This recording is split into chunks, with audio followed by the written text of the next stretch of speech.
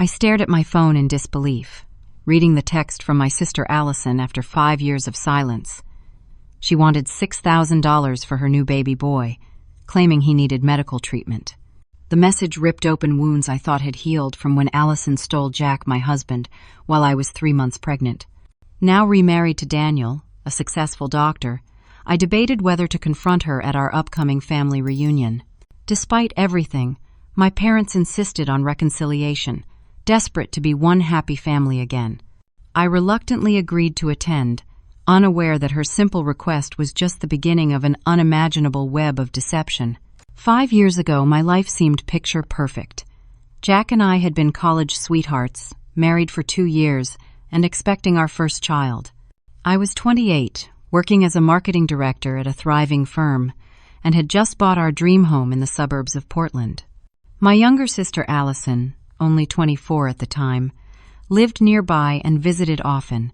We had always been close growing up, despite her occasional jealousy of my achievements. When I got pregnant, Allison seemed genuinely excited to become an aunt, offering to help with the nursery and attending doctor appointments with me. The day my world collapsed started like any other. I was working from home, dealing with morning sickness while trying to finalize a major client presentation. Jack had forgotten his phone on the kitchen counter when he left for work, and it kept buzzing with notifications. Thinking it might be his boss trying to reach him, I glanced at the screen. What I saw froze the blood in my veins. Multiple text messages from Allison flickered on the display, their content unmistakable in their intimacy. Last night was amazing. I miss your touch already. When can you leave her? I need you in my life permanently. I know it's complicated with the baby, but we deserve to be happy. My hands trembling, I unlocked his phone, something I had never done before. The messages dated back 3 months, starting shortly after we announced my pregnancy. Photos, intimate conversations, plans for their future together, all behind my back, while I was carrying his child. When Jack came home that evening, I confronted him with the evidence. I expected denial, excuses, pleas for forgiveness. Instead, what I got was worse. "Isabel, I never meant for this to happen," he said, his voice eerily calm. "But Allison and I fell in love. I was going to tell you after the baby was born. I thought it would be less stressful for you." "Less stressful?" I screamed, unable to comprehend his reasoning. "You and my sister betrayed me, and you thought waiting until after I gave birth would make it better?" "I still want to be part of our child's life," he continued, as if that was the main issue. "But I need to be honest about my feelings. I love Allison. I want to be with her." The shock, stress, and heartbreak triggered complications. 2 days later, I woke up in excruciating pain, blood soaking through the sheets. By the time Daniel, a doctor I had never met before, tended to me in the emergency room, I had lost our baby. The physical pain paled in comparison to the emotional trauma of losing everything in one devastating blow. My parents tried to remain neutral in the aftermath, which only deepened my wounds. "They're adults, Isabel. We can't choose sides," my mother said during one of her hospital visits. "Allison is very sorry about the timing, but she says they truly love each other." Their attempt at neutrality felt like another betrayal. I needed my parents to acknowledge the cruelty of what had been done to me, but instead they seemed more concerned with keeping holiday dinners intact. I sold our house, quit my job, and moved to Seattle 3 hours away. Far enough to start fresh, close enough to still see my parents occasionally, always with the strict understanding that Allison would not be present. I cut all contact with my sister and Jack, blocking their numbers and removing them from social media. The only updates I received came unwillingly through my parents, who seemed determined to eventually orchestrate a reconciliation. 2 years into my new life in Seattle, while attending a support group for people dealing with family estrangement, I met Daniel again. He remembered me from the emergency room, though it took me longer to place his kind face. As a trauma specialist, he understood grief and betrayal better than most. Our friendship slowly blossomed into romance, and 3 years after my world imploded, I remarried. Daniel was everything Jack wasn't: faithful, transparent, and unwavering in his support. With him, I found happiness I never thought possible after such devastation. We decided not to have children right away, giving me time to heal fully from my past trauma. Then, Allison's text arrived, shattering the peace I had worked so hard to build. Isabel, I know we haven't spoken in years, but my son Jamie needs surgery. Insurance won't cover all of it. I need $6,000. Jack left us 2 years ago. Please help, for your nephew's sake. I showed Daniel the message, my hands shaking just as they had that day with Jack's phone. You don't owe her anything, he said gently. Before I could decide how to respond, my mother called. Allison told us she reached out to you about Jamie, she said, her voice tentative. The family reunion next month would be the perfect opportunity for you two to reconcile. Everyone will be there. Please consider coming. What my mother didn't know, what I discovered through a quick social media search that evening, was that Jack had never actually married Allison. According to mutual friends, he had left her within 6 months of their betrayal, long before this baby was even conceived. The child couldn't possibly be his. This revelation was just the first thread in a tapestry of lies that I would unravel in the coming weeks. Are you absolutely sure you want to do this? Daniel asked as he loaded our suitcases into the trunk of our SUV. The Seattle morning was unusually bright for April, almost mockingly cheerful given my churning stomach and clenched jaw. No, I'm not sure at all, I admitted, checking my purse for the 3rd time to make sure I had packed my anxiety medication. But I need answers, Daniel. 5 years of wondering, of nightmares, of what-ifs. I can't move forward completely until I face her. The drive to my parents' lakeside home in northern Washington would take about 4 hours. 4 hours to rehearse what I would say to Allison, how I would react seeing her with a child that could have been mine in another reality. Daniel reached across the console to squeeze my hand as we merged onto the interstate. Whatever happens, I'm right beside you, he promised, and we can leave any time you want. I spent most of the drive alternating between nervous silence and sharing stories about my childhood with Allison's stories of camping trips at the very lake we were heading to, of us as teenagers sneaking out to meet boys, of her maid of honor speech at my wedding to Jack. The happy memories made the betrayal sting even more sharply. I just don't understand how she could do it, I said, watching pine trees blur past the window. We shared everything growing up, clothes, secrets, dreams. How do you go from that to stealing your sister's husband? Daniel, ever the thoughtful responder, took a moment before answering. Sometimes, the people closest to us have the most complicated feelings toward us. Love and jealousy can exist side by side. As we pulled up the gravel driveway to my parents' A-frame cabin, I spotted my father chopping wood beside the shed. At 63, he still insisted on preparing the fire pit himself, despite my mother's protests about his back. He looked up at the sound of our car, his face breaking into a wide grin. "They're here!" he called toward the house, dropping his axe and jogging over to greet us. The familiar scent of pine and lake water filled my lungs as I stepped out of the car, momentarily calming my nerves. My father enveloped me in a bear hug, lifting me slightly off the ground. "My Izzy girl," he murmured into my hair, using his childhood nickname for me. "It's been too long." "Hi, Dad," I said, fighting back unexpected tears. Despite my anger at their handling of the situation with Allison, I had missed my parents fiercely. My mother appeared on the porch, wiping her hands on an apron dusted with flour. Her face, more lined than I remembered, lit up at the sight of us. "You made it. Just in time, I'm making your favorite apple pie." The next hour passed in a blur of unpacking, catching up, and touring the renovations my parents had made to the cabin. Daniel charmed them effortlessly, as he did with everyone he met, helping my father with the firewood while I assisted my mother in the kitchen. It almost felt normal, until Mom brought up the elephant that wasn't yet in the room. "Allison and Jamie won't arrive until tomorrow morning," she said, attempting to sound casual as she crimped the edges of the pie crust. "She's very nervous about seeing you." "She's nervous?" I couldn't keep the edge from my voice. "That's rich." Mom set down her rolling pin with a sigh. "Isabel, I know you've been hurt deeply. What Allison and Jack did was wrong, but she's struggled so much since he left her." This confirmed what I had discovered online. When exactly did he leave? About 5 months after they got together, Mom admitted. He told her he made a mistake, that he wasn't ready for the intensity of their relationship. She was devastated. A bitter laugh escaped me. So he destroyed my marriage, my pregnancy, and my relationship with my sister for a 5-month fling? It was a terrible mistake on both their parts, Mom said quietly. But Allison has paid for it. She's been raising Jamie alone, struggling to make ends meet.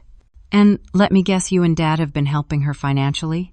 The flush on my mother's cheeks was answer enough. How much? I pressed.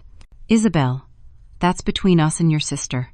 Before I could argue further, the front door opened, and my cousin Tracy burst in, her twin boys trailing behind her. We're here for the family extravaganza, she announced, then spotted me. Isabel! Oh my God, it's been forever. Tracy had always been more like a sister to me than a cousin. We had grown up spending summers together at the lake, and she had been furious with Allison on my behalf when everything happened. Her arrival was a welcome buffer between my mother's attempts at peacemaking and my growing resentment. Later that evening, after my aunt and uncle arrived with more cousins in tow, Tracy pulled me aside onto the back porch overlooking the moonlit lake. I need to warn you about something, she said, glancing over her shoulder to ensure we were alone. Allison has been telling people a different version of what happened between you, Jack, and her. My stomach dropped. What kind of different version? She's implied that you and Jack were having problems before she got involved, that you were controlling and cold toward him, and that they tried to fight their feelings but couldn't. My hands gripped the porch railing so tightly my knuckles turned white. That's completely false. We were happy. We were trying for a baby for over a year before I got pregnant. Tracy nodded. I know. I told everyone who would listen that her story was BS. But just be prepared, she's been playing the victim. That night, unable to sleep despite Daniel's comforting presence beside me, I slipped out of bed and wandered the cabin. In the living room, I found a shelf of family photo albums. Curious, I pulled one labeled weddings off the shelf, flipping to where my and Jack's wedding photos should have been. The pages were empty, with noticeable gaps where photos had been removed. I checked another album, then another. Every trace of my life with Jack had been erased from the family visual history. It was as if my first marriage had never existed. As I replaced the albums, I heard hushed voices from the kitchen. My parents, apparently also unable to sleep. We can't tell Isabel about the money, my father was saying. She'll never understand. It's almost $30,000 now, my mother replied, with what we gave her last month for the apartment deposit, and now she's asking for $6,000 more for Jamie's surgery. It has to stop, Thomas. She's our daughter too, Margaret. We can't turn our backs on her and Jamie. And what about the gambling? You really believe that's under control? I froze, straining to hear more, but they moved further into the kitchen, their voices becoming indistinct. I crept back to bed, my mind racing with new questions. Allison had gambling problems? They'd given her $30,000? What apartment deposit? According to her text, she needed the $6,000 for Jamie's medical expenses, not housing. The pieces weren't fitting together, and my instinct told me that tomorrow's reunion would reveal only the tip of a very large iceberg of deception. Morning arrived with the scent of bacon frying and coffee brewing.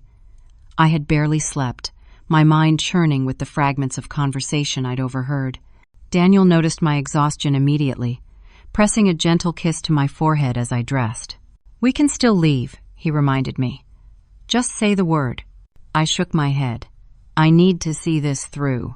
The cabin was already bustling with activity. More relatives had arrived for breakfast. Grandparents, aunts, uncles, cousins, and their children. The big family reunion was officially underway, with my parents' lake property serving as the central gathering place for the 4-day weekend. Everyone greeted me warmly, though I caught a few pitying glances and hushed conversations that stopped when I approached. Allison just called, my mother announced around 10:30, silencing the lively breakfast chatter. She'll be here in about 20 minutes. The atmosphere in the room shifted perceptibly. Even relatives who hadn't been directly involved in the drama 5 years ago seemed to brace themselves for what might unfold. Tracy caught my eye across the room, giving me an encouraging nod. Daniel and I positioned ourselves on the deck, slightly removed from the welcoming committee that had formed in the driveway. From this vantage point, I could observe without being immediately confronted, giving myself a moment to prepare. When Allison's small blue sedan pulled up, my heart hammered so violently I feared it might crack a rib. She emerged from the driver's side, looking both familiar and foreign to me. Her once long blonde hair was now cut in a practical bob, and she had lost the willowy frame we had both inherited from our mother. She looked tired, older than her 29 years. Then she opened the back door and lifted out a child, a boy with dark curls and chubby cheeks, dressed in overalls and a striped shirt. Jamie, my nephew. A child who might have grown up alongside my own, had things been different. My parents rushed forward, enveloping Allison in hugs and covering Jamie with kisses. Other relatives followed, creating a buffer of bodies between us. I remained frozen on the deck, Daniel's steady hand on my lower back the only thing keeping me grounded. Finally, the crowd parted, and Allison looked up. Our eyes met across the distance, and for a brief moment I glimpsed something raw in her expression, something that might have been shame or regret, or perhaps just apprehension. Then her features smoothed into a careful smile, and she made her way toward me, Jamie balanced on her hip. "Isabel," she said, her voice higher than I remembered, "it's good to see you." Good to see me? After 5 years of silence following the greatest betrayal imaginable, that was all she had to offer? "Allison," I replied, my tone neutral. I couldn't bring myself to say it was good to see her too. Instead, I looked at the child. This must be Jamie. "Yes," she bounced him slightly. "Jamie, this is your Aunt Isabel." The boy regarded me with solemn brown eyes, then buried his face in his mother's shoulder. "And this is Daniel, my husband," I said, emphasizing the last word perhaps more sharply than necessary. Allison turned to Daniel, extending her hand. "Nice to meet." The moment their eyes met, something strange happened. Allison's face drained of color.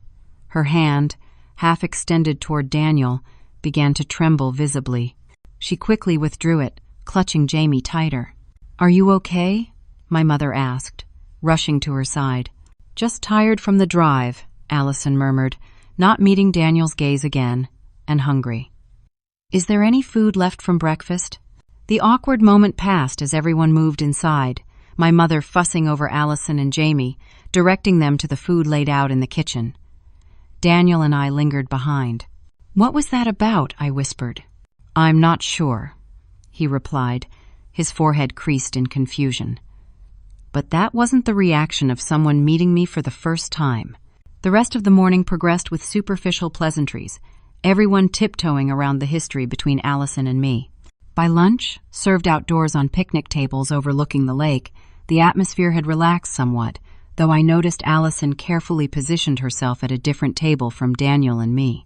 It wasn't until after the meal, when most of the family had dispersed for afternoon activities, that Allison approached me directly. Jamie was napping inside under my mother's watchful eye. "Can we talk?" she asked, fidgeting with the friendship bracelet on her wrist. One I had made for her on her 16th birthday, I realized with a jolt. We walked down to the dock, away from curious ears. For several minutes we sat in silence, watching boats traverse the lake. I refused to be the first to speak. "I'm sorry," she finally said, eyes fixed on the water. "For everything. For Jack, for what happened to your baby, for not reaching out sooner." The apology, delivered in such a casual tone after 5 years of silence, ignited something in me. "Sorry doesn't begin to cover it, Allison. You and Jack destroyed my life." "I know," she whispered. "There's no excuse. We were selfish and cruel. But I've paid for it, Isabel. Jack left me high and dry, just like you probably predicted he would. I never wanted that for you," I said truthfully. "Despite everything, you're my sister. I would never have wished pain on you." She turned to me then, eyes suddenly calculating in a way that made me uneasy. "That's why I hoped you might help with Jamie's medical bills. The surgery he needs isn't fully covered by my insurance, and with my job at the daycare center, I barely make rent." "What exactly is wrong with Jamie?" I asked. He has a congenital heart condition, Allison said, looking back toward the cabin. Nothing immediately life-threatening, but it needs to be corrected before he starts school. The procedure costs almost $20,000, and insurance only covers 70%. Have Mom and Dad helped? She hesitated. They've done what they can. I thought of the $30,000 I'd overheard them discussing, wondering how much of that had actually gone toward Jamie's medical care. I'll need to think about it, I said. $6,000 is a lot of money, Allison.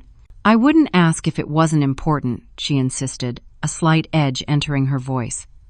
He's your nephew, Isabel, your blood. Before I could respond, we were interrupted by my Uncle Frank calling down from the lawn. Family photo time! Everyone to the big oak tree! The conversation was shelved as we rejoined the group. I found Daniel standing apart from the others, watching the family assemble with a strange expression. What's wrong? I asked. I know her, he said quietly. Your sister. I recognized her immediately, but I couldn't place from where until just now. My blood ran cold. What do you mean? She was a patient at my hospital about 2 years ago, in Seattle. I consulted on her case another doctor's patient, but I reviewed her file. That's impossible. Allison lives in Portland. Daniel shook his head. It was definitely her. Same name, too. But she's pretending we've never met.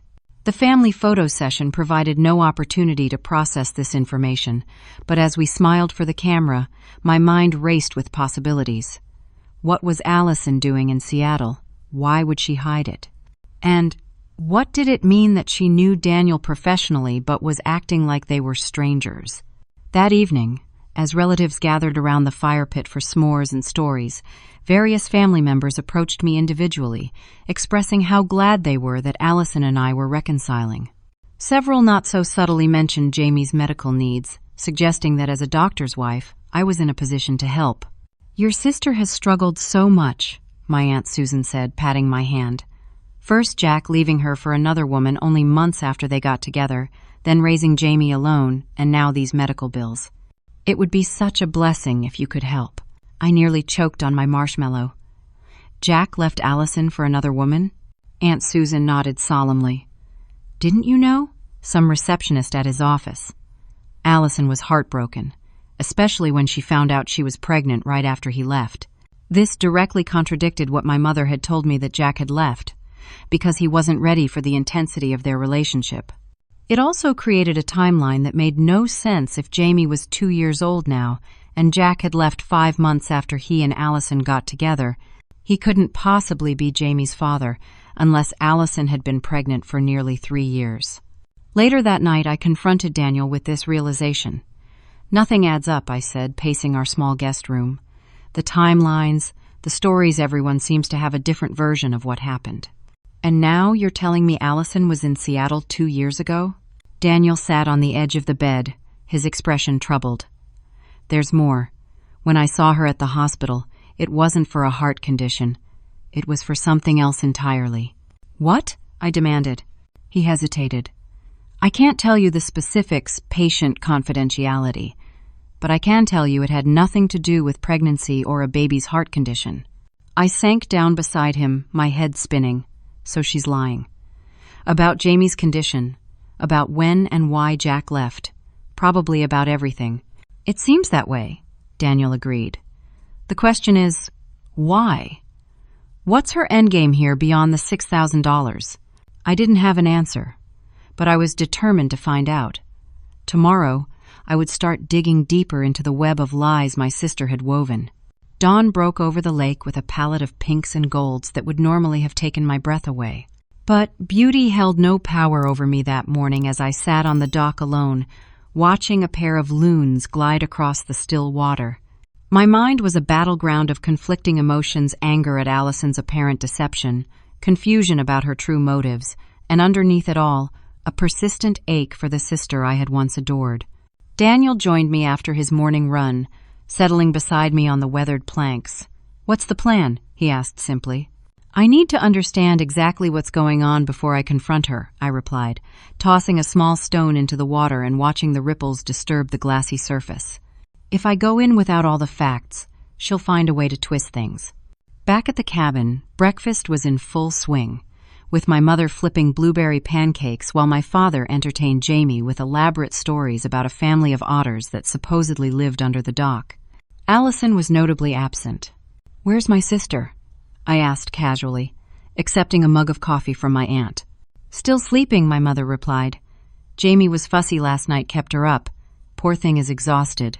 I exchanged a glance with Daniel. Allison's absence provided an opportunity. "I think I'll take Jamie down to see if we can spot those otters Dad's been telling him about," I offered, surprising everyone, including myself. My father beamed. "That's a wonderful idea, Izzy.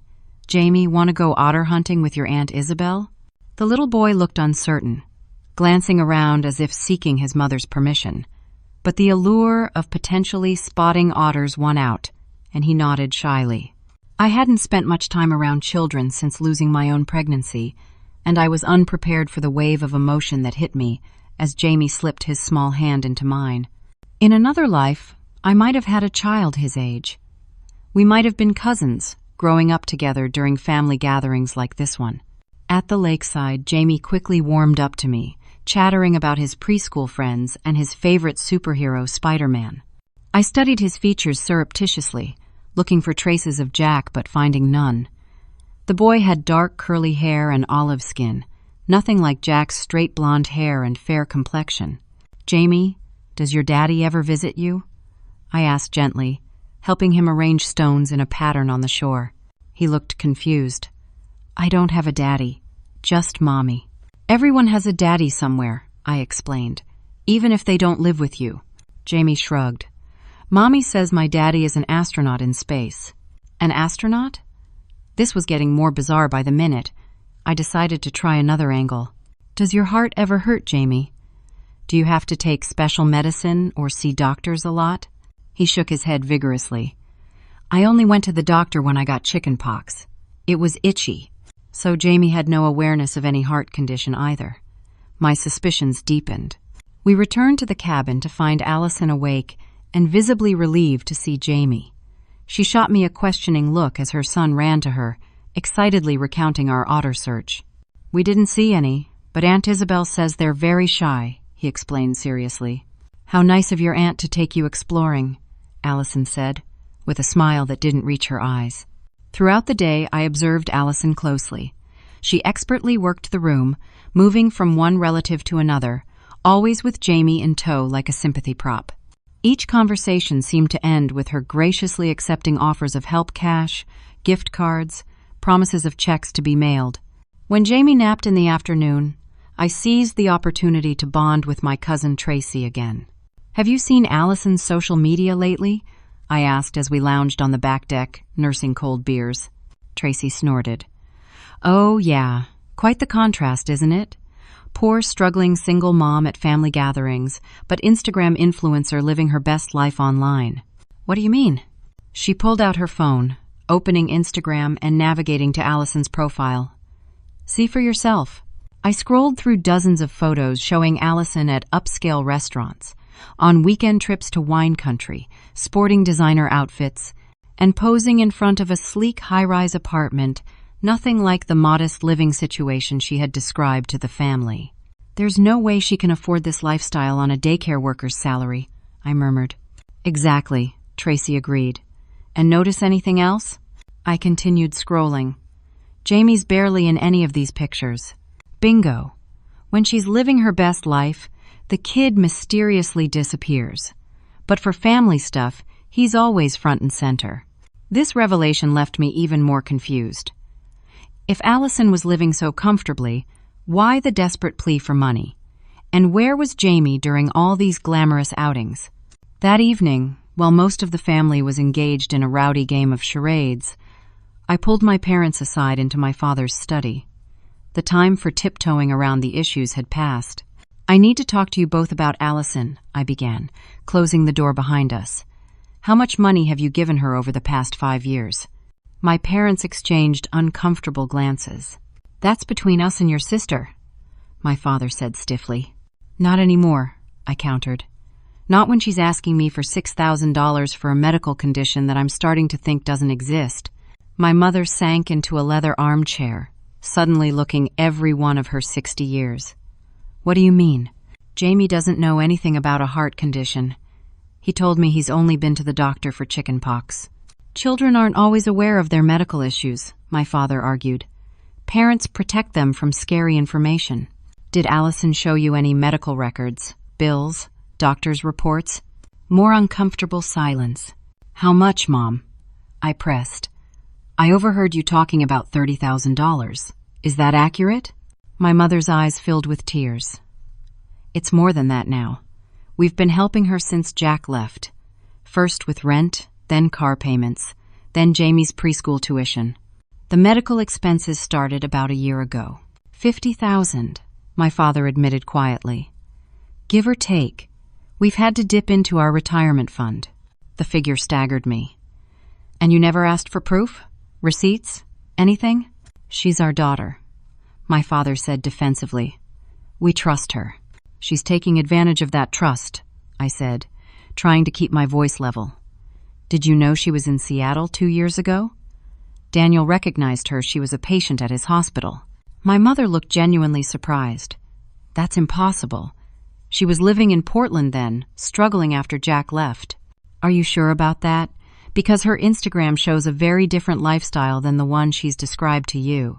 I showed them Tracy's phone, watching their expressions shift from disbelief to confusion to the beginnings of anger as they scrolled through images of Allison's apparently luxurious life. "She told us she could barely afford groceries that month," my mother whispered, pointing to a photo of Allison at an expensive sushi restaurant dated just 2 weeks earlier. "We sent her $800. My father's face had hardened. "I want to believe there's an explanation for this." "So do I." I agreed.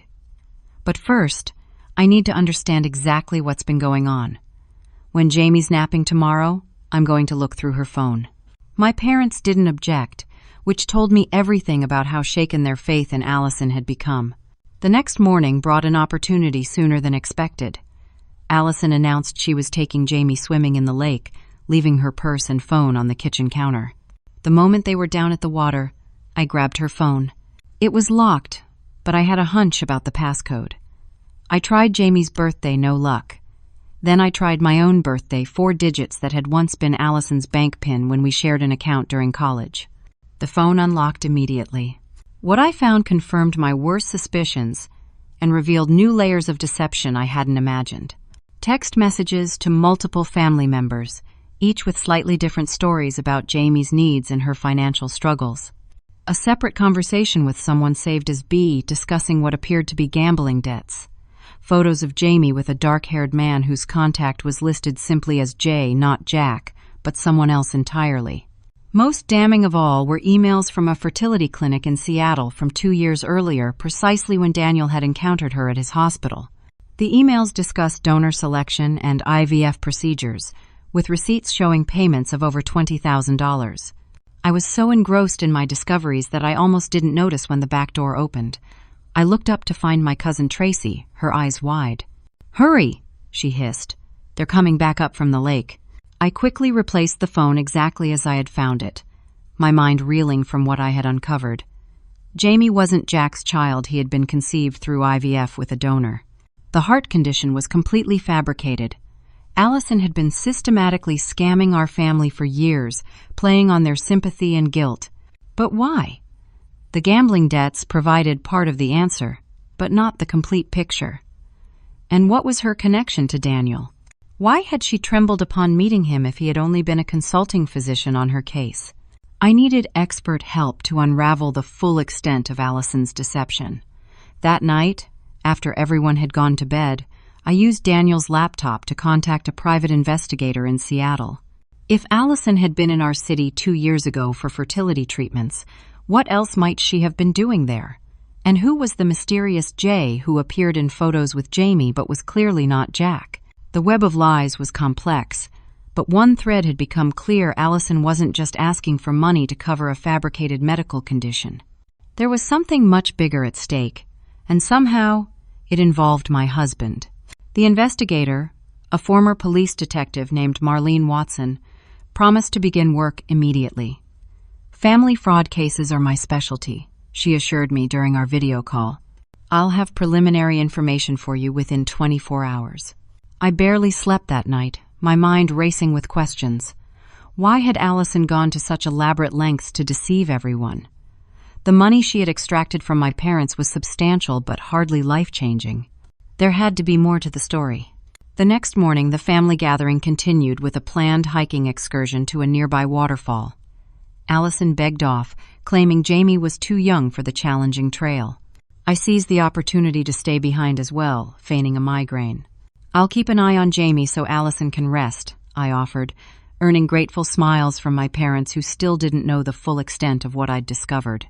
Once everyone had departed, Allison and I found ourselves alone with Jamie in the cabin, an unexpected echo of our childhood summers together.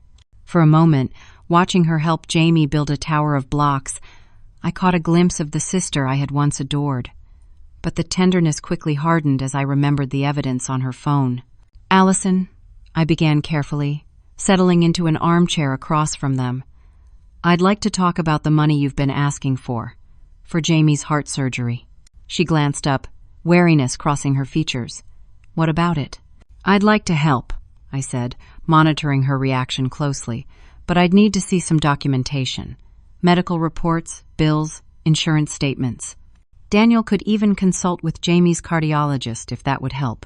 A flash of panic crossed her face before she composed herself. "Of course, I have everything back home. I can email copies when we return to Portland." "That's the thing," I continued, maintaining a casual tone. "I'm not sure you do live in Portland, or that Jamie has a heart condition at all." The color drained from her face. "What are you talking about?" "I saw your Instagram, Allison. The apartment in Seattle, the weekend trips, the shopping sprees, none of it matches the struggling single mom story you've been telling our family." She shot a glance at Jamie, who was absorbed in his building blocks, oblivious to the tension. "Keep your voice down," she hissed, "and stay out of my business." "It became my business when you asked me for $6,000, I replied evenly. "And when you involved my husband."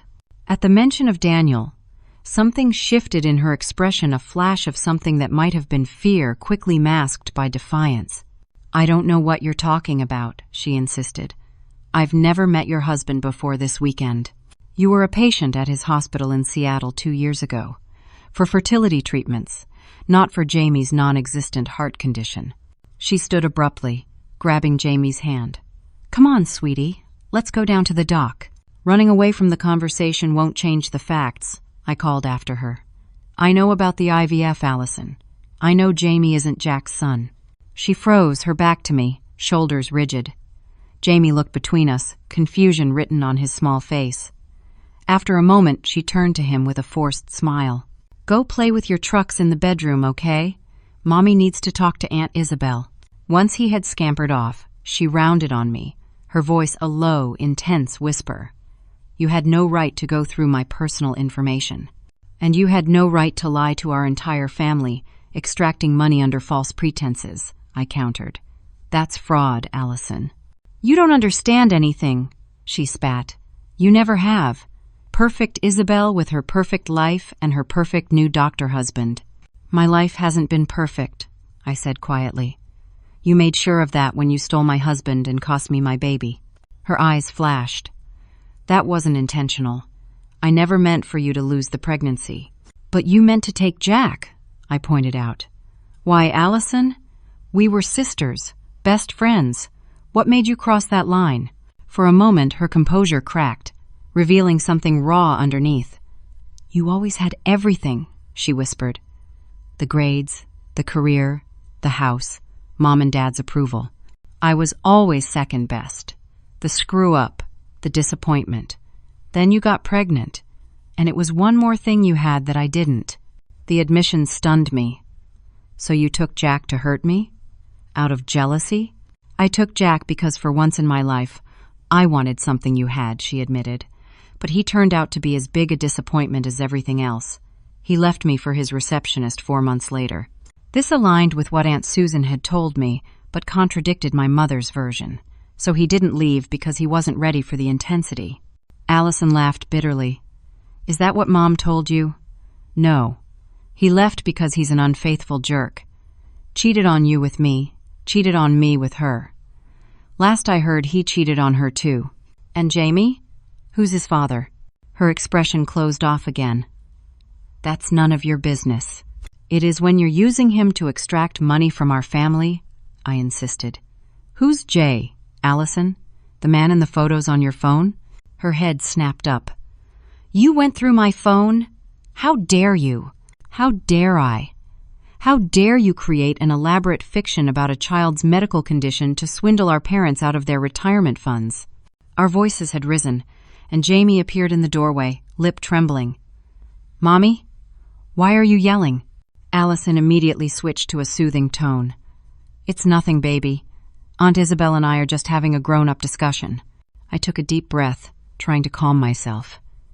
Jamie, how about some cookies? I think Grandma left some in the cookie jar. While he munched happily on chocolate chip cookies at the kitchen table, Allison and I moved our conversation to the porch, keeping our voices low. I want the truth, I said firmly. All of it. Or I go to Mom and Dad with what I already know. She stared out at the lake, conflicting emotions playing across her face. You'll tell them anyway. Not if there's a reasonable explanation. Not if you agree to stop taking advantage of them. For a long moment, she said nothing. Then, with a deep sigh, she began to speak. After Jack left, I was in bad shape. Depressed, drinking too much, gambling online to numb the pain. I racked up serious debts. Mom and Dad helped at first, thinking it was just to get me back on my feet. But it didn't stop there, I prompted. She shook her head. The gambling got worse. I owed money to people you don't want to owe money to. That's when I moved to Seattle to start fresh. I got a job at a tech company in customer service. Decent money, nice apartment. Things were looking up. And that's when you decided to have a baby through IVF? Why? Her eyes met mine, challenging. Because I wanted a family of my own. Is that so hard to believe? After everything, I wanted something permanent, something that was just mine. How did you afford the treatments? They cost tens of thousands of dollars. She looked away. Jason helped. He's Jamie's father, not biological, but in every way that matters. We met at a gambling addiction support group, if you can believe the irony.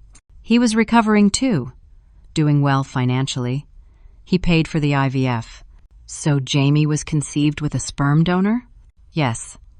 Jason knew from the beginning, and he was fine with it. We were building a life together. He adores Jamie. I processed this information, pieces beginning to fit together. So who's in the Instagram photos with you? The nice apartment, the trips? That's all Jason. He works in software development. We've been together for almost 3 years now. But you've been telling our family you're a struggling single mother working at a daycare in Portland. She had the grace to look ashamed. The gambling debts caught up with us. Even with Jason's good job, we were drowning in payments. I panicked. I knew Mom and Dad would help if they thought it was for Jamie. So you invented a heart condition. It started smaller than that, she admitted. Preschool tuition, then speech therapy, then allergies. The heart thing only came up when Jason lost his job 6 months ago. We were desperate. The story was beginning to make sense, but significant pieces were still missing. Why did you react that way when you met Daniel? You clearly recognized him. For the first time in our conversation, genuine fear flashed across Allison's face. I can't talk about that. Allison, whatever it is. You don't understand, she interrupted, voice dropping to a whisper. Some things are better left buried. Before I could press further, my phone pinged with an email notification. The investigator Marlene had sent her preliminary findings far sooner than expected. I opened the attachment, scanning quickly through the document. Jason Matthews, age 38, I read aloud. Software engineer, formerly employed at Nexus Technologies until laid off during company restructuring 6 months ago. Currently working freelance contracts. I looked up at Allison. This matches what you've told me so far. She visibly relaxed. See? I'm not lying about everything. I continued reading. Gambling history, credit issues, apartment in downtown Seattle. I paused, eyes widening at the next section. Known associates include. I trailed off, the blood draining from my face. What? Allison asked, tension returning to her posture. I looked up from the phone, pieces suddenly clicking into terrible place. 2 years ago, before your IVF treatments, you tried to seduce Daniel at the hospital, didn't you? Her face confirmed it before she could deny anything. Oh my God, I breathed. You knew he was my husband even then. You targeted him deliberately. Isabel, it wasn't like that. The report says you've been tracking me online for years, I continued, scanning further down the document. You knew I was dating a doctor named Daniel, knew where he worked. You specifically sought treatment at his hospital. I can explain. Was this all some sick game to you? My voice rose despite my efforts to control it. Wasn't taking Jack enough? You had to try for my second husband too? Tears spilled down her cheeks. You don't understand. After everything fell apart with Jack, I was in a dark place. I saw how happy you were with Daniel online. It triggered something ugly. I thought if I could just make him want me too. But he rejected you, I realized. That's why you were trembling when you met him here. You were afraid he'd expose you. She nodded miserably. He didn't recognize me at first when I checked in as a patient, but when I approached him later in the parking garage, suggesting we get coffee, he shut me down immediately. Said he was in a serious relationship and not interested.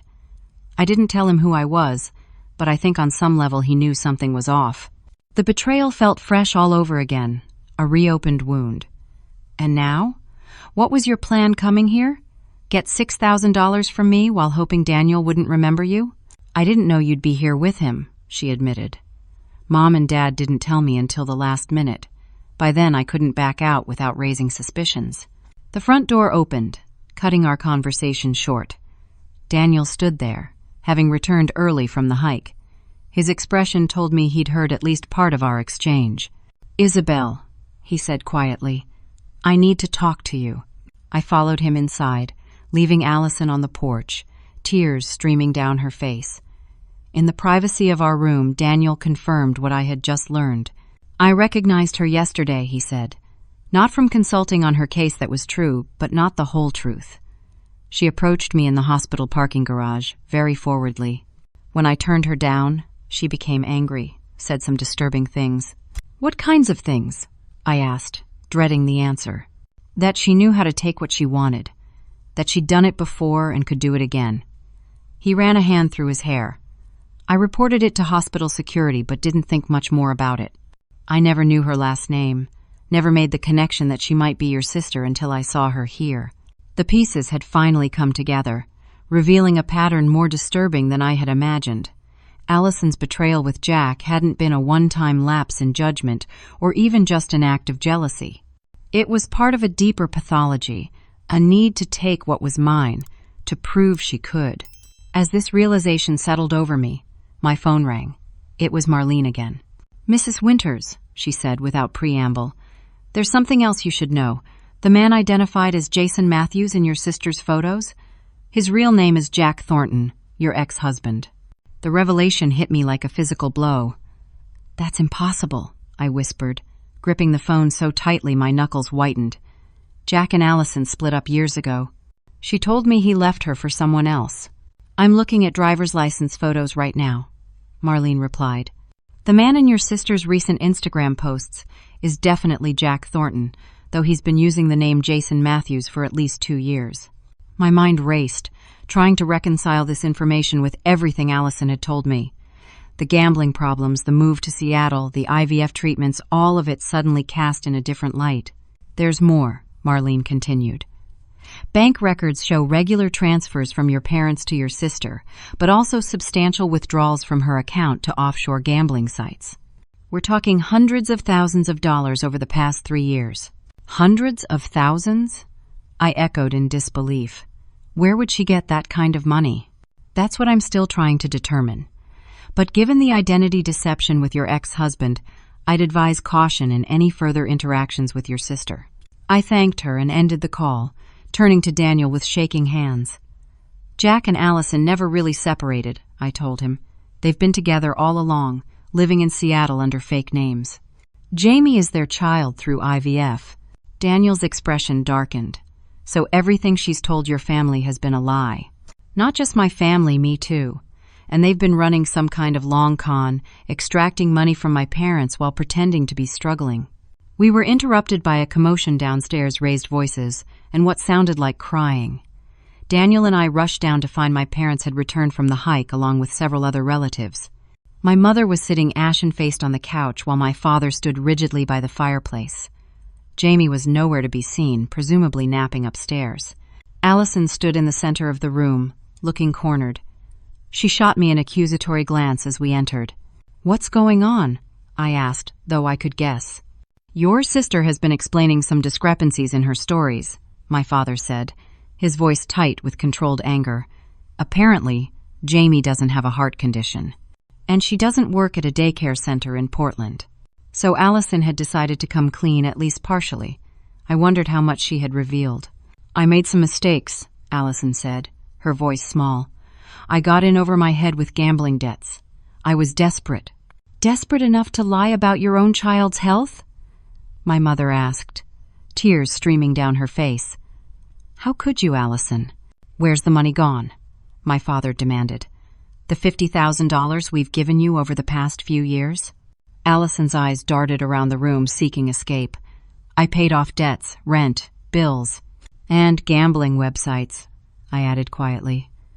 "Hundreds of thousands of dollars worth, according to bank records." My parents' shocked expressions told me they hadn't gotten to that part of her confession yet. "Hundreds of thousands?" my father repeated. "Where would you get that kind of money?" Before Allison could respond, the front door opened again. A tall man with familiar features stepped inside, his blonde hair now streaked with premature gray, his once boyish face hardened by time. Jack, my ex-husband, the man who had destroyed my first marriage and contributed to the loss of my unborn child.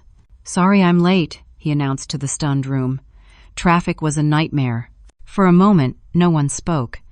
The shock of his appearance had rendered everyone speechless, even Allison, whose face had drained of all color. "Jack?" my mother finally managed. He looked confused. "Who's Jack?" "I'm Jason, Allison's partner." The absurdity of the situation, the sheer audacity of his appearance under a false name broke something inside me. A laugh bubbled up, harsh and disbelieving. "Really, Jack? You're going to pretend you don't know your former in-laws? The people who hosted our wedding?" He turned to me, recognition dawning in his eyes. "Isabel, I didn't know you'd be here." "Clearly," I replied. "Otherwise, you wouldn't have risked showing your face." The room had become utterly still, everyone watching this exchange with varying degrees of shock and confusion. "Someone explain what's happening," my father demanded, his voice thunderous in the silence. "I'd be happy to," I said, not taking my eyes off Jack. My ex-husband and my sister never really separated. They've been living together in Seattle, under false names, running some kind of scam that involves extracting money from our family while apparently gambling away hundreds of thousands of dollars. Jack, or Jason, as he'd been calling himself, turned to Allison with a look of fury. "You said this was just a quick family visit, that Isabel wouldn't be here." "I didn't know until the last minute," she protested. "Mom and Dad sprung it on me." "So, it's true?" my mother asked, her voice breaking. "All of it? The heart condition? The struggling single mother story, everything was a lie?" Allison's shoulders slumped in defeat. "Not everything. Jamie is real, and we do live in Seattle. But yes, Jack and I have been together the whole time." "Why the charade?" my father asked. "Why not just tell us the truth?" Jack stepped forward, assuming a conciliatory tone that I remembered all too well from our marriage whenever he'd been caught in a lie. "Thomas, Margaret, I know how this looks. But after everything that happened with Isabel, we thought a clean break would be best. A fresh start in a new city." "Under a fake name?" I challenged. "With an elaborate backstory about being abandoned and struggling financially?" "The financial problems are real," Allison insisted. "The gambling debt is partly yours," Jack interrupted, shooting her a warning glance. "We've both made mistakes." The tension in the room was palpable. My relatives watched in horrified fascination as years of deception unraveled before their eyes. "I think you should leave," my father said finally, addressing both Jack and Allison. Pack your things and go. Dad, be reasonable, Allison pleaded. Where would we go? We came for the whole weekend. You should have thought about that before lying to us for 5 years, he replied coldly, before taking advantage of our love and concern. And what about Jamie? My mother asked, her maternal instinct clearly warring with her sense of betrayal. He's innocent in all this. As if summoned by the mention of his name, Jamie appeared at the top of the stairs, rubbing sleep from his eyes. "Daddy!" he cried, catching sight of Jack and racing down to hurl himself into his arms. The simple exclamation confirmed what we already knew: there had never been any question in Jamie's mind about who his father was. The entire single-mother narrative had been fabricated for our benefit. "Hey, buddy," Jack said, lifting him up. "Did you have a good nap?" "This is seriously messed up," my cousin Tracy muttered, voicing what everyone was thinking. The tense standoff might have continued indefinitely, if not for a sudden complication. As Jamie settled into Jack's arms, his face suddenly contorted in pain. "My tummy hurts," he whimpered, then promptly vomited all over Jack's shirt. The medical crisis temporarily superseded the family drama. Daniel immediately stepped forward, professional instincts taking over. "How long has he been feeling sick?" he asked, pressing a hand to Jamie's forehead. "He's burning up." "He was fine earlier," Allison said, panic replacing her defensive posture. "Maybe something he ate?" "Several of the children who went hiking developed symptoms on the trail," my Aunt Susan offered. "Some kind of stomach bug, we think. 3 of them started throwing up about an hour ago." Daniel carried Jamie to the couch, examining him with gentle efficiency. "Likely gastroenteritis. Nothing too serious, but he's definitely dehydrated. He needs fluids and rest." For the next hour, family tensions were set aside as everyone focused on caring for the sick children. Daniel coordinated efforts, drawing on his medical expertise to advise on appropriate care. I found myself working alongside Allison, preparing electrolyte drinks and setting up comfortable spots for the children to rest. In this crisis, I glimpsed something genuine in my sister, a mother's concern for her child that couldn't be faked. It didn't excuse her actions, but it humanized her in a way that made the whole situation even more tragic. By evening, Jamie's condition had stabilized, though he remained feverish and lethargic. My parents had reluctantly agreed that Jack and Allison could stay until morning, unwilling to make a sick child travel. As relatives dispersed to their various sleeping arrangements, an unexpected visitor arrived. A police cruiser pulled up the driveway, and a uniformed officer approached the house. "I'm looking for Jason Matthews," he announced when my father opened the door. Jack stepped forward cautiously. "That's me." The officer eyed him skeptically. "Sir, we have reports that you're actually Jack Thornton, wanted in connection with an insurance fraud investigation in Portland." The room once again fell silent, all eyes turning to Jack, whose face had drained of color. "There must be some mistake," he stammered. "No mistake, sir. We have a warrant for your arrest. You'll need to come with me." As the officer began reading Jack his rights, Allison dissolved into hysterics. "You can't take him. Our son is sick. There's been a misunderstanding." "Ma'am, we've been tracking Mr. Thornton for months," the officer explained calmly. "The insurance company has evidence that he filed false claims totaling over $300,000.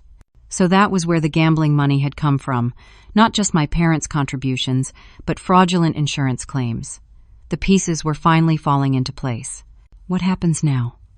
my mother asked as Jack was escorted to the police car, Allison trailing behind, pleading with the officer. "That depends on what else they've been involved in," I replied, watching the scene unfold with a strange sense of detachment, and whether Allison was complicit in the fraud. In the midst of the chaos, my phone pinged with another update from Marlene. The message was brief but explosive. "DNA test results in. Based on samples provided, Jack Thornton is not Jamie's biological father. Full report to follow." I stared at the screen, wondering how many more revelations this weekend could possibly hold, and more importantly, who Jamie's real father actually was. Dawn broke over the lake with a clarity that seemed at odds with the chaos of the previous evening. Jamie's fever had broken during the night, his small body finally finding rest after hours of discomfort. I had volunteered to watch over him, allowing my exhausted parents some much-needed sleep. Sitting beside his makeshift bed on the living room couch, I studied his peaceful face. Regardless of his parentage or the web of lies surrounding his existence, Jamie was an innocent child who deserved better than what his parents had given him. After Jack's arrest, Allison had broken down completely. Between sobs, she had revealed more of the truth. The insurance fraud scheme had been Jack's idea, targeting companies he had connections with through his former employer. Allison had participated by creating false medical records, using her knowledge from a previous job at a doctor's office. "We never meant for it to go so far," she had explained, mascara streaming down her face. "It started small, just a few claims to cover gambling debts. Then it spiraled. My parents, despite their anger and disappointment, had allowed her to stay the night. There was still the question of what would happen to Jamie while his father was in custody and his mother's potential involvement in the fraud was investigated. Daniel joined me as the first rays of sunlight filtered through the windows, handing me a steaming mug of coffee. "How is he?" he asked quietly, nodding toward Jamie. "Better. Fever's gone, and he slept through the night." Daniel sat beside me, his steady presence a comfort in the midst of turmoil. "Marlene sent the full DNA report," he said, showing me his tablet. "It's conclusive. Jack isn't Jamie's biological father." "So, Allison wasn't lying about the IVF," I mused. "But why maintain the fiction that Jack was Jamie's father? And why go to such elaborate lengths to hide their relationship from our family?" "Maybe to keep your parents' financial support flowing," Daniel suggested.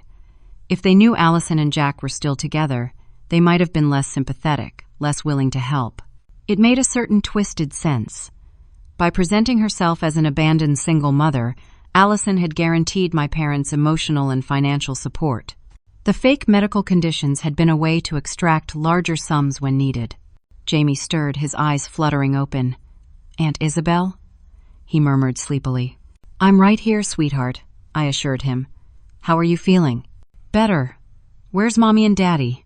Daniel and I exchanged glances, unsure how to explain the situation to a 3-year-old. "Your mommy is still sleeping," I said, which wasn't entirely untrue.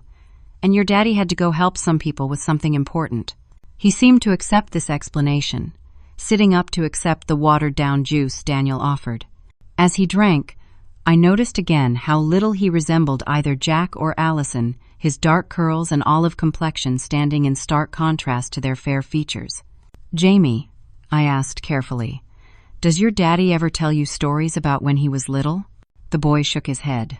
"Daddy says he didn't have a daddy when he was little, just like I didn't have a daddy before he came to live with us." This cryptic statement raised more questions. According to what we knew, Jack had been with Allison continuously since they left Portland together 5 years ago. Yet Jamie spoke as if Jack had joined their family later. Before I could probe further, footsteps on the stairs announced my parents' arrival. They looked aged beyond their years, the strain of recent events etched deeply in their faces. "How is he?" my mother asked, immediately going to Jamie's side. "Much better," I assured her. "The fever's gone, and he's keeping fluids down." My father cleared his throat awkwardly. "Allison is still sleeping. The officer called this morning. They want her to come in for questioning today." "What happens to Jamie if they detain her too?" I asked, voicing the concern that had kept me awake much of the night. "He stays with family," my father said firmly. "Whatever Allison and Jack have done, Jamie shouldn't suffer for it." As the morning progressed, more relatives emerged, all subdued by the previous day's dramatic events. The planned family activities were quietly canceled, most choosing to depart early rather than continue the uncomfortable gathering. Around mid-morning, as I helped Jamie build a tower of blocks, the doorbell rang. My father answered it, then returned with a stranger, a man in his mid-30s with dark curly hair and olive skin that matched Jamie's perfectly. "This is Edward Reeves," my father announced. "He says he needs to speak with Allison." The man looked nervous but determined, his gaze immediately fixing on Jamie. The boy looked up, his block tower forgotten. "Eddie!" he cried, jumping up and running to the stranger, who scooped him up with practiced ease. "Hey, little man," Edward said, his voice thick with emotion. "You doing okay?" The assembled family watched in confusion as Jamie chattered excitedly to this unknown man who clearly knew him well. "I'm sorry to intrude," Edward said, addressing the room while still holding Jamie. "The police contacted me after they arrested Jack. I'm Jamie's biological father." A collective gasp went through the room. I stepped forward. "I thought Jamie was conceived through IVF with an anonymous donor." Edward shook his head. "There was nothing anonymous about it. Allison and I were together for nearly a year. When she got pregnant, we were planning a life together. Then Jack showed up, claiming he'd changed, that he wanted her back." "When was this?" I asked, trying to align this new information with what we already knew. "About 3 years ago," Edward replied. "Jamie was 6 months old when Allison left with Jack. She allowed me to stay in Jamie's life, but only on their terms. Secret visits, always when Jack was away on business. I've been fighting for formal visitation rights, but without my name on the birth certificate, it's been an uphill battle." This revelation added yet another layer to Allison's deception. Not only had she maintained the fiction of being a struggling single mother to our family, but she had also apparently been juggling relationships with both Jack and Edward while using Jamie as a pawn. At that moment, Allison appeared at the top of the stairs, freezing when she saw Edward. "What are you doing here?" she demanded, her voice tight with panic. "The police called me," he replied evenly. "They found my number in Jack's phone. I'm listed as Jamie's real dad." Allison descended slowly, her eyes darting around the room assessing the situation. "I can explain," she began, but Edward cut her off. "Save it, Allison. I'm not here for explanations. I'm here for my son. The police tell me both you and Jack are under investigation for fraud. Jamie needs stability." "You can't take him," she protested. "I'm his mother. A mother who's been using him as part of a con," Edward replied, his tone hardening. "I have documentation of every visit you've allowed me, every payment I've made toward his care. My lawyer is already filing for emergency custody." The confrontation might have escalated further if not for my father stepping between them. "Both of you, enough," he said firmly. "This isn't the time or place to fight over custody. Jamie has been sick, and he needs calm and stability right now." Edward nodded, his expression softening. "You're right. I'm sorry. I've been trying to be a real father to him for 3 years, always on the sidelines. When I heard Jack had been arrested, I saw my chance." My mother approached cautiously, studying Edward's face. "You really are Jamie's father, aren't you? The resemblance is remarkable." "DNA tests confirmed it months ago," Edward replied. Not that Allison ever acknowledged the results. All eyes turned to my sister, who seemed to shrink under the collective gaze. "It's complicated," she whispered. "Then uncomplicate it," I suggested. "For once, just tell the truth, all of it." Perhaps it was the realization that her carefully constructed house of cards had completely collapsed, or maybe it was simple exhaustion, but Allison finally broke. Sinking into a chair, she began to speak with a raw honesty I hadn't heard from her in years. "After Jack left me for his receptionist, I was a mess. Drinking, gambling, sleeping around. I met Edward at a time when I was trying to get my life together. He was kind, stable, everything Jack wasn't. When I got pregnant, it felt like a second chance. But then Jack came back," Edward interjected. Allison nodded. 6 months after Jamie was born, said he'd made a mistake, that he wanted another chance. And part of me still loved him, still wanted what Isabel had had with him. "So, you went back to him, even though you had a good man who loved you and your son," my mother said, her disappointment palpable. "Jack promised we'd have everything Isabel had, and more," Allison continued, her voice hollow. "But he hadn't changed. The gambling, the lies, it all started again. By then, we were in too deep. The insurance scams, the fake identities we couldn't go back. And the story about being a struggling single mother?" my father asked. "Why that particular lie?" "Because I knew you'd help," she admitted, unable to meet his eyes. "After what happened with Isabel, you both felt guilty for not taking sides. I used that." The honesty was brutal but clarifying. For the first time in 5 years, the full picture of Allison's actions came into focus, not just a series of bad decisions or momentary lapses in judgment, but a pattern of manipulation and deception rooted in a deep-seated jealousy and sense of inadequacy. "What happens now?" I asked, directing the question to no one in particular. "I go answer some questions for the police," Allison replied, a new resignation in her voice, "and hope I don't end up joining Jack in jail." "And Jamie?" My mother pressed. Edward stepped forward. "I want him with me. I have a stable home, a good job. I've been ready to be his full-time father since before he was born." To everyone's surprise, Allison didn't object. "Edward is a good man," she acknowledged quietly. "Better than Jamie's had so far. If I face charges, if this all falls apart, he should be with his father." It was perhaps the first truly unselfish decision I had seen my sister make in years. In that moment, I glimpsed the person she might have been without the toxic jealousy and need to compete that had driven so many of her choices. The next few hours passed in a blur of practical arrangements. Edward would take Jamie to his home in Portland, with my parents' blessing and contact information. Allison would go to the police station, accompanied by my father, who, despite everything, couldn't abandon his youngest daughter completely. As they prepared to leave, I found myself alone with Allison for a brief moment. "I am sorry, Isabel," she said, her voice small but sincere, "for everything with Jack, for trying to get to Daniel. I've spent years trying to have what you have, instead of building something of my own." "Why?" I asked, the question that had haunted me for 5 years. "We were sisters. We were supposed to support each other, not tear each other down." "I don't know," she admitted. "Maybe because you always seemed so perfect, so together. Nothing ever seemed to come as easily to me." "My life wasn't perfect," I told her. "And after what you and Jack did, it was shattered.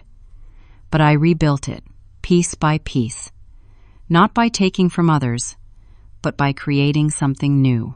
She nodded, tears welling in her eyes. "I don't know if I can do that." "You can," I said, surprising myself with the conviction in my voice. "If you stop running from consequences, if you face the truth for once." Our conversation was interrupted by my father announcing it was time to go. With a last look at me, a look that held more genuine regret than I had seen from her in years, Allison left. The aftermath of the family reunion unfolded over the subsequent weeks and months. Jack was charged with multiple counts of insurance fraud and identity theft, eventually accepting a plea deal that resulted in a 5-year prison sentence. Allison, while implicated in some aspects of the fraud, received a lesser sentence of 2 years probation and mandatory counseling, largely due to her cooperation with authorities. Edward was granted full custody of Jamie, with provisions for Allison to have supervised visitation after completing parenting classes and addiction treatment. My parents, chastened by their unwitting role in enabling Allison's deceptions, committed to supporting Jamie's well-being while maintaining healthier boundaries with their younger daughter. As for me, the resolution brought a peace I hadn't expected. The full truth, painful as it was, allowed old wounds to finally begin healing properly. Daniel and I returned to Seattle, to the life we had built together, a life now free from the shadow of unresolved betrayal that had lingered for 5 years. 6 months after the family reunion, Allison called me from her outpatient treatment facility. "My counselor thinks I should make amends," she began awkwardly. "But I know sorry doesn't cover what I did to you." "No," I agreed. "It doesn't. I'm not asking for forgiveness," she continued. "Just maybe a chance, someday, to show you that I'm trying to change. To be better." I thought about it for a long moment. "Change takes time, Allison. Prove it with actions, not words. Then we'll see." It wasn't forgiveness, not yet. But it was an opening, a possibility that I wouldn't have considered before uncovering the full truth. 5 years later, much had changed. Daniel and I had 2 children of our own, a 4-year-old daughter and a 2-year-old son. Allison had completed her probation and therapy, maintaining sobriety and working steadily as a medical office administrator. She had a modest apartment near Edward's home, allowing her to be part of Jamie's life while respecting the boundaries Edward had established. At my daughter's 4th birthday party, I watched as Allison helped Jamie, now 8, select the perfect gift for his little cousin. Their interaction was natural, affectionate, without the desperate need to impress or compete that had characterized so much of Allison's behavior in the past. "She's really changed," Daniel observed, following my gaze. "Yes," I agreed. "She finally stopped trying to take what other people had and started building something of her own." The journey had been painful for all of us, but the resolution had brought something unexpected: genuine healing and growth.